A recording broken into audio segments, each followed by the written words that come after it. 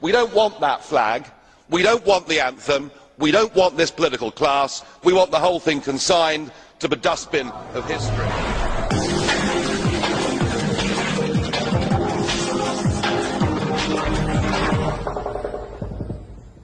And now for the EFD group, Mr. Farage. Well, congratulations, everybody. David Cameron had you worried for a bit. You thought he was even a Eurosceptic, but it's okay. You had a quiet word with him, and the real David Cameron was back. Whatever happened to the veto? No more vetoes anymore. Indeed, Mr. Cameron is now actively supporting this quite despicable pact, this plan to destroy and humiliate nation states that do not live up to a Germanic view of how economies ought to be run. Now, I must say, I thought the weekend's proposals from the German finance ministry that came out, suggesting that a European commissioner and his staff occupy a big building in Athens and take over the running of the country, a Gauleiter, some may say, I thought it must be a joke. I thought it can't, I mean, possibly even this EU could not sink to those depths. But of course it was just a negotiating position. And what we've now got for Greece is diplomacy at gunpoint.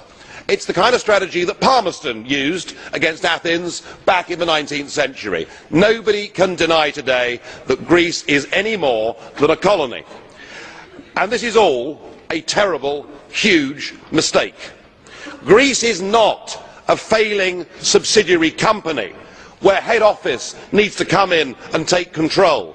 Greece is a nation with a soul, a nation with pride, with history. Goodness me, they invented democracy in the first place. They are suffering. They have youth unemployment of 50%, caused, Mr Van Rompuy, because they're in the euro. You are causing the misery in these countries, and you blather on about creating jobs and growth. None of this is actually going to happen. And remember, these people are being driven into humiliation and desperation, and desperate people do desperate things, and I am deeply fearful for what will happen in Greece if we continue with this mad course. And of course, as Mr Barroso knows, it's going to be Portugal next. Thank you. But Mr Farage, he talked about a Gauleiter.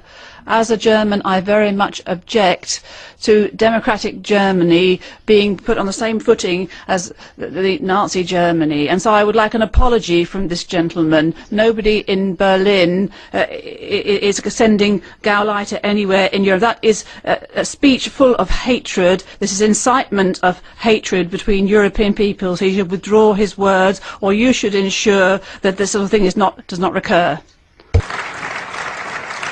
Some might say, and indeed the biggest selling Sunday newspaper in Britain used that word. And if you want to talk about hatred, just look at what this European project is doing. We have German newspapers slagging off the Italians for being cowards, slagging off the Greeks for being lazy and useless, and we have Italian and Greek newspapers depicting leading figures in Germany wearing Nazi uniforms. Surely the whole point is that this project that was designed to bring us all together in peace and harmony is actually ripping us apart and bringing back nationalisms.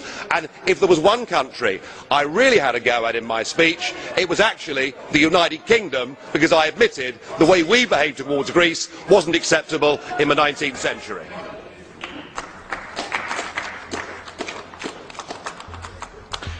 We don't want that flag.